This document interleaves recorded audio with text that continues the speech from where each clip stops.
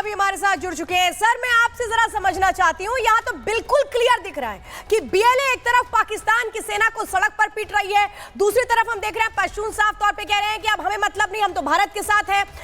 दूसरी तरफ बलोचिस्तान के नेता कह रहे हैं कि मुनीर याद रखो 1971 में क्या हुआ था। तो क्या ये सीधा सीधा इंडिकेशन है कि विद्रोह शुरू हो चुका है पाकिस्तान में?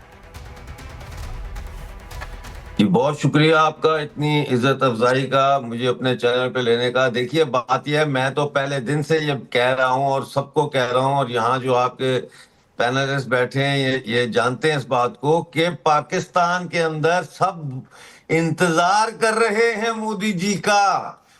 उनका इंतजार कर रहे हैं, वो उनको बुला रहे हैं कि मोदी जी आओ, हमारी जान छुड़ाओ इन राक्षस जर्नैलों से, आओ मोदी जी।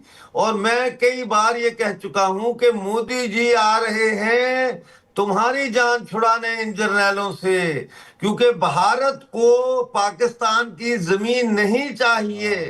पाकिस्तान ने क्या करनी है? ये जमीन उन्हीं की है जो उस पे बसते हैं, रहते हैं। आप इसका जो मर्जी करें, चाहे आजाद बलोचिस्तान बनाएं, चाहे इसका पाकिस्तान को ही बेहतर कर लें, जो मर्जी करें आप, लेकिन हम आपकी जान छुड़ाने आ रहे हैं इन जालिम जर्नैलों से। हमने अक्सर देखा भी है कि कैसे बलूचिस्तान में ये आवाज उठती भी रही है, लेकिन ये क्या मान लें आप कि चूंकि पाकिस्तान को ऐसा लगता था कि भाई बलूचिस्तान के साथ हम चाहे जितना अत्याचार करें, अधिकारों का हनन कर ले, कोई बचाने वाला नहीं है, लेकिन अब इन सब को लगने लगा है कि बचाने वाला एक है और अब उसको आ जाना चाहिए।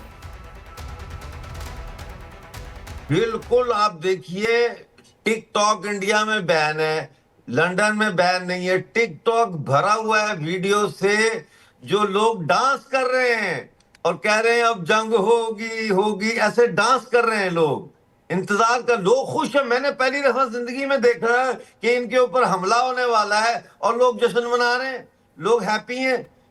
क्यों? और उन्होंने कहा, पश्तूनों ने तो बिल्कुल साफ कह दिया, सबसे ज्यादा पश्तूनों ने ये कहा है कि हमने इस दफा जो है जन्नत नहीं कमानी, इस दफा पंजाबी जाके जन्नत कमाए। उन्होंने कहा हमने बहुत जन्नत का ज्यादा हिस्सा हमने ले लिया है, पंजाबियों को कुछ नहीं मिला, तो पंजाबी इस दफा जाए इंडिया के साथ, जो लड़ना है वो लड़े और शहीद हो और जन्नत में जाए। बिल्कुल सर, इस वक्त एक बहुत बड़ी खबर आ रही है और ये तनातनी के बीच में जो बड़ी खबर है, भारत पाक तनाव के बीच जो सबसे अहम खबर है वो हम अभी बताने जा रहे हैं अपने दर्शकों को। और खबर क्या है? खबर ये है कि जो चर्चाएं थी, जो तनाव के बीच में जो बहस चल रही थी, उस बीच जो तस्वीर आ रही है, इन तस्वीरों से पाकिस्तान की घबराहट दिख रही है। पाक राष्ट्रपति चीन के राजदूत ज्यांग जेडोग से मिले हैं, ये मुलाकात वाली तस्वीर है। आप समझिए कि ये कोई कूटनीतिक हिस्सा नहीं है, बल्कि एक इमेज दिखाने की कोशिश हो रही है कि हम भी बातचीत कर रहे हैं। तो भारत पाक तनाव के बीच में बड़ी तस्वीर, और इस बड़ी तस्वीर में जो दिख रहा है उसमें यह है कि पाकिस्तान कोई दरवाजा नहीं छोड़ना चाहता। वो चाहता है कि कोई तो आओ और पाकिस्तान को बचाओ। तो पाकिस्तान को बचाने के लिए, पाकिस्तान की आवाम की जो हमदर्दी है वो बटोरने के लिए ये तस्वीरें फैलाई जा रही हैं कि देखिए हम बात कर रहे हैं। और बिल्कुल एक बड़ी खबर और पाकिस्तान का ये डर दिख रहा है, डर एक बार फिर सामने आया है। छोटी मिसाइल का परीक्षण किया है, सतह से सतह पर मार करने वाली मिसाइल का परीक्षण किया है। इस मिसाइल की सिर्फ 120 किलोमीटर रेंज है। ये डर है। दरअसल पाकिस्तान डरा हुआ है, पसीने छूट रहे हैं। एक तरफ तो शहबाज शरीफ भीख मांग रहे हैं और रहम की भीख मांग रहे हैं, दुनिया के अलग अलग देशों के पास जाते हैं मदद के लिए, या फिर कहते हैं कि साहब भारत को मना लीजिए। और दूसरी तरफ ये डर, देखिए डर की तस्वीर है, एक छोटी मिसाइल का परीक्षण कर रहे हैं, दिखाने की कोशिश। 4 दिन के लिए सिर्फ हथियार गोदाम खाली हो जाएगा 4 दिन में ही। और दूसरी तरफ रसद इकट्ठा करने को भी कहा गया है। ये सारी चीजें डर दिखा रही हैं पाकिस्तान कितना डरा हुआ है। बिल्कुल यूके सर, जरा बताइएगा, इतना तो हमारे जो भाला फेंक ओलंपियन है इतना तो वो भी फेंक देंगे, ये कैसी वाली मिसाइल है, जरा बताइए। देखिए, आपने दिवाली के टाइम में बड़ा वाला पटाखा देखा होगा, ये उससे ज़्यादा कुछ नहीं है। अगर ये बोलें तो हम हमारे देश में जो कुटीर उद्योग हैं उन्हीं को बता देंगे, वो ही इस तरह का एक रॉकेट मिसाइल बना देंगे जो 100-200 किलोमीटर तक जाएगा। लेकिन सीरियस बात है कि ये भी दर्शाता है कि पाकिस्तान को इस वक्त अगर 120 किलोमीटर वाले रॉकेट या मिसाइल का परीक्षण करना पड़ रहा है तो उसका मतलब क्या है? उसका मतलब ये है कि पाकिस्तान के जर्नल लोगों को अभी भी संदेह है कि उनका 120 किलोमीटर वाला रॉकेट ठीक से टारगेट पे जाके फटेगा कि नहीं, इसीलिए उन्हें वेरिफिकेशन करने के लिए एक परीक्षण करना पड़ रहा है। अभी हम फोटो देख रहे थे कि चीन के यहाँ गए हुए हैं, पैसे मांग रहे हैं, हथियार मांग रहे हैं, लेकिन मैं बताता हूँ असल में पृष्ठभूमि में क्या हो रहा है। यह उम्मीद कर रहे हैं कि अब जब भारत की फौजें पश्चिमी पाकिस्तान की तरफ देख रही हैं, ये चीन के थोड़ा रिक्वेस्ट करेंगे, दरख्वास्त कर देंगे कि हुजूर चीन की फौज को अरुणाचल में थोड़ा सा एक्टिवेट करें। किसके दम पर कूदते हैं? चीन के दम पर कूदते हैं। लेकिन चीन को भी धीरे धीरे समझ में आ रहा है कि भाई सीपैक वाला जो मामला है उसमें तो चीन के लोग भी मरे हैं आतंकी हमले में, तो अब क्या उस डायरेक्शन में चीन इनको सपोर्ट करेगा? अहम ये है। मैं अमजद साहब आपसे समझना चाहती हूँ, जो छोटी मिसाइल का परीक्षण है, सारी बड़ी मिसाइलें इनकी खराब हो चुकी हैं कि आप सोच रहे हैं चलो इसके जरिए ही कुछ कर लें? ये देखिए, इसका मकसद है अपनी जनता को ये दिखाना कि आप लोग घबराएं नहीं, हम लड़ सकते हैं, हमारे पास भी मिसाइल हैं, और अपनी फौज को रियश्योर कराना कि don't worry everything is okay. लेकिन मसला ये है कि पाकिस्तान की जो जनता है, पाकिस्तान की तो कोई जनता नहीं है, पाकिस्तान की तो जनता नहीं है, जुंटा है ये फौज जो होती है।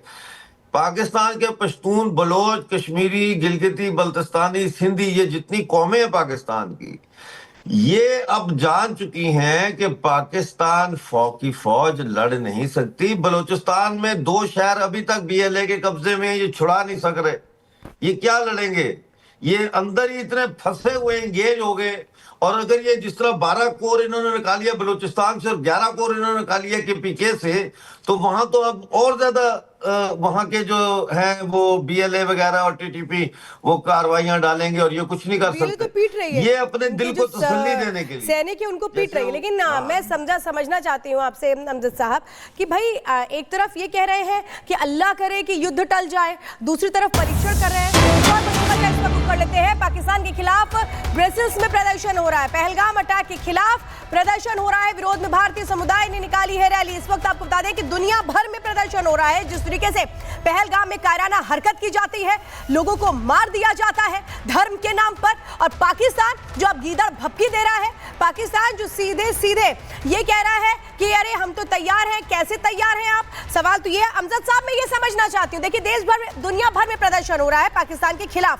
सवाल ये है कि एक तरफ तो पाकिस्तान में जो रक्षा मंत्री है वो ये कहते हैं कि अल्लाह करे युद्ध टल जाए, दूसरी तरफ वो छोटी मिसाइल का टेस्ट कर रहे हैं। यानी ये कहें कि क्या एक तरह से वो आप कंफ्यूज हो चुके हैं कि कहें क्या, करें क्या, कुछ नहीं सूझ रहा पाकिस्तान को।